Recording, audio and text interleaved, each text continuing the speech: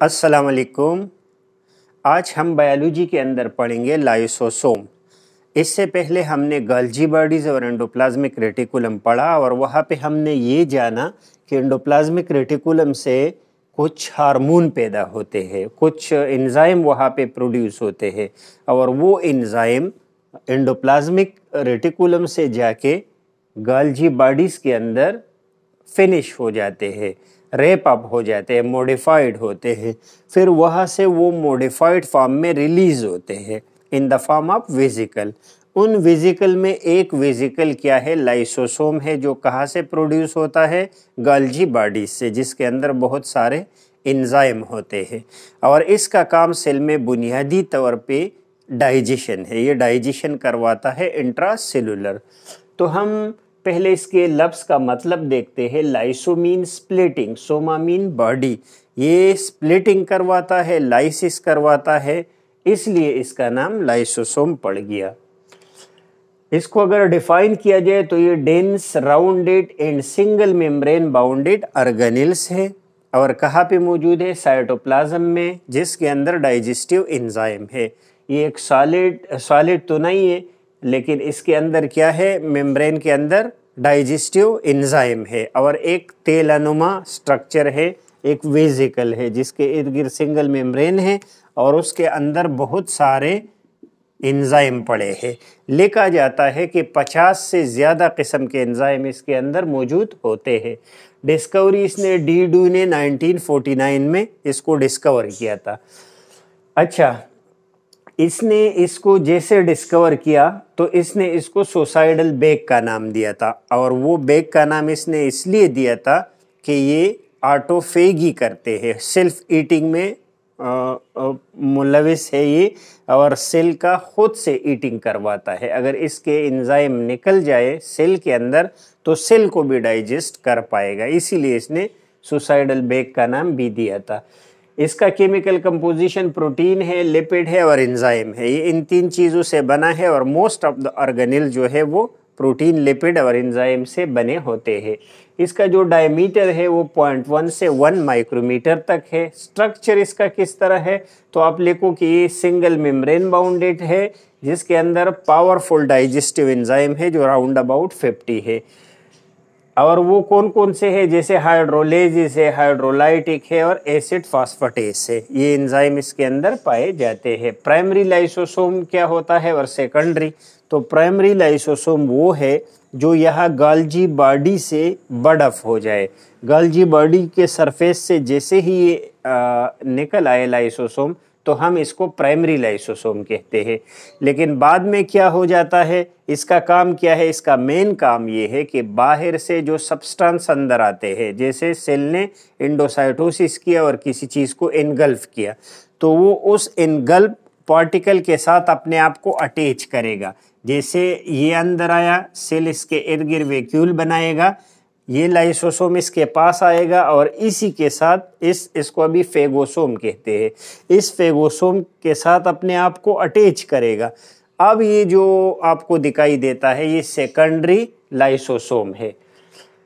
Suicidal bag का नाम मैंने पहले बता दिया कि ऑटोफेजी या सेल्फ ईटिंग की वजह से इसका नाम क्या पड़ा, सुसाइडल बेग, खुदकुशी करने वाले बेग्स। फेगोसोम ये vesicle formed around the engulf particles है जिसको आप फेगोसोम कहते हैं। और जब इसके साथ लाइसोसोम अटैच हो जाता है तो फिर इसका नाम क्या बन जाता है, फेगोलाइसोसोम या फिर सेकेंडरी लाइसोसोम। ये अभी अगर इस कंडीशन में ऐसे हो जाए, ये ऐसे, ये इसके साथ अटैच हो जाए इस पार्टिकल के साथ, तो हम अभी इसको फेगोलाइसोसोम या सेकेंडरी लाइसोसोम कहेंगे। अच्छा फिर ये एबंडेंट किस सेल में होंगे, कहाँ पे ज़्यादा होंगे, तो जो सेल ज़्यादा एंडोसाइटोसिस में इन्वॉल्व होंगे वहाँ पे, लाइक फॉर एग्जांपल WBC जो है वो ज़्यादा क्या करता है, एनगल्फमेंट करता है, एंडोसाइटोसिस करता है, तो वहाँ पे ये सेल ज़्यादा हो। इसके फंक्शन क्या है, तो ये जो लिखे हैं ये सारे इसके फंक्शन हैं। इंट्रासेलुलर डाइजेशन में इसलिए ये इन्वॉल्व है कि इसके अंदर बहुत सारे डाइजेस्टिव एंजाइम है। जैसे यहाँ हमने एग्जांपल दे दी कि ये डाइजेशन करवाएगा। डेवलपमेंटल प्रोसेस जैसे मेटामॉर्फोसिस है उसमें इन्वॉल्व है, क्योंकि इसमें ऐसे एंजाइम है जो सेल नहीं चाहिए उसको ख़त्म भी कर सकता है। तो मेटामॉर्फोसिस डेवलपमेंटल प्रोसेस है, जैसे फ्रॉग में है। टेडपोल से जब एडल्ट फ्रॉग बनता है तो टेडपोल के पास टेल है, वो टेल ख़त्म हो जाता है, और वो कौन ख़त्म करता है? वो लाइसोसोम उसमें रोल प्ले करता है। तो हम कहते हैं कि लाइसोसोम मेटामॉर्फोसिस में इन्वॉल्व है। ऑटोफेगी में इसलिए इन्वॉल्व है कि कुछ सेल ऐसे होते हैं जिसका डेथ होना ऑलरेडी प्री प्रोग्राम होता है। तो pre programme cell death is known as apoptosis. जबकि नेक्रोसिस आपने पढ़ा था, वो क्या है? वो इंजरी की वजह से सेल डेथ है, एक्सीडेंट की वजह से अगर कोई सेल डेथ हो जाए तो वो नेक्रोसिस है। जबकि अगर प्रोग्राम हो के इस सेल को आगे जाके ख़त्म होना है, एजिंग इसका हो गया है, तो वो एपोप्टोसिस है। जैसे ओल्ड सेल है, अगर वो किसी काम का नहीं है तो ये लाइसोसोम क्या करेगा? उस सेल को ख़त्म करेगा। माल फंक्शनिंग ऑफ लाइसोसोम, लाइसोसोम के दो माल फंक्शन हैं, यानी डिसऑर्डर से, डिजीज से, कि अगर ये अपना काम प्रॉपर नहीं कर रहा है तो दो डिजीज हो जाएंगे। कौन कौन से? ये डिजीज या तो म्यूटेशन के ज़रिए हुआ है, बच्चों में कोई म्यूटेट हुआ है क्रोमोसोम वगैरह जीन, और या कंजेनाइटल बाय बर्थ ऐसा हुआ है कि ये दो मसले बच्चे के साथ हो। ये रेयर डिजीज़ है, ये कॉमन डिजीज़ नहीं है, बहुत कम कम्युनिटी में पाए जाते हैं। एक का नाम है ग्लूकोजिनोसिस टाइप 2। ग्लूकोजिनोसिस टाइप 2 क्या है? जब ग्लाइकोजन ग्लूकोज में कन्वर्ट होता है। ये कब होगा? जब बॉडी को ज़रूरत होगी, बॉडी स्टार्वेशन में होगी और ज़रूरत होगी तो ग्लाइकोजन को कन्वर्ट करेगा ग्लूकोज में। लेकिन इस बीमारी में जो ग्लाइकोजिनोसिस टाइप 2 है, इसमें इसके लिए जो एंजाइम रिस्पॉन्सिबल है, जो कि लाइसोसोम के अंदर होता है, और उसका नाम है एसिड माल्टेज, वो एसिड माल्टेज नहीं होगा। तो जब एसिड माल्टेज नहीं होगा तो ग्लाइकोजन कन्वर्ट नहीं होगा ग्लूकोज में, और ग्लाइकोजन बढ़ेगा। ग्लाइकोजन इतना बढ़ेगा कि मसल में और लीवर में इसकी एकमुलेशन होगी, जिसकी वजह से मायोपैथी, मसल पेन होगा और बंदा बीमार रहेगा छोटा। किस वजह से? एसिड माल्टेज की वजह से। दूसरा है टे साक डिजीज़। ये क्यों है? ये जब लिपिड कन्वर्ट होता है, मेटाबोलाइज होता है, तो उसके लिए जो एंजाइम चाहिए बीटा हेक्सोसामिनेज, वो बीटा हेक्सोसामिनेज लाइसोसोम में नहीं होता। जब ये नहीं होता तो लिपिड बढ़ेगा। लिपिड जब ब्रेन में बढ़ेगा तो मेंटली बच्चा रिटार्डेड होगा, और ये इतना फिर बढ़ेगा कि इससे डेथ हो जाती है। इसका कॉम्प्लिकेशन क्या है? डेथ। तो ये भी ख़तरनाक बीमारी है। ये क्यों हुआ? कि लाइसोसोम अपना फंक्शन प्रॉपरली नहीं कर रहा था। लाइसोसोम को हमने पढ़ा, स्प्लिटिंग बॉडी है, डेंस राउंडेड बॉडी है, जिसके ऊपर सिंगल मेम्ब्रेन है और अंदर बहुत सारे एंजाइम है।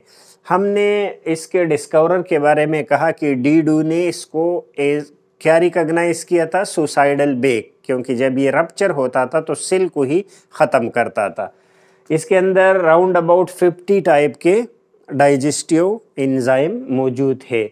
प्राइमरी और सेकेंडरी लाइसोसोम में क्या फ़र्क है? प्राइमरी लाइसोसोम वो है जो बर्डअप हो जाए गल्जी बॉडी से, और जब ये बाद में जो बाहर से वैक्यूल बना, जिसके अंदर फॉरेन बॉडी है जिसको डाइजेस्ट होना है, उसके साथ जब अटैच होता है तो हम फिर इसको फेगो लाइसोसोम या फिर सेकेंडरी लाइसोसोम कहते हैं।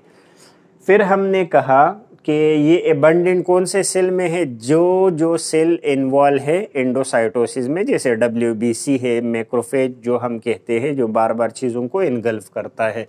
इसके 3 इंपॉर्टेंट फंक्शन है। इंट्रासेलुलर डाइजेशन में ये इन्वॉल्व है, डेवलपमेंटल प्रोसेस में और ऑटोफेगी में, और सेल्फ ईटिंग में ये मेटामॉर्फोसिस जैसे डेवलपमेंटल प्रोसेस में, और इंट्रासेलुलर डाइजेशन में। माल फंक्शन लाइसोसोम का क्या है? या तो ग्लाइकोजिनोसिस टाइप 2 होगा या टे साक डिजीज़ होगा। यहाँ जो एंजाइम है एसिड माल्टेज, जो ग्लाइकोजन को कन्वर्ट करता है, वो एब्सेंट है तो ग्लाइकोजन की एकमुलेशन हो जाएगी, और टे साक डिजीज़ में लिपिड की एकमुलेशन होती है due to lack of beta hexosaminidase enzyme. Hope ये आपको समझ आ गया होगा। नेक्स्ट लेक्चर तक इजाज़त दीजिए। अल्लाह हाफिज़।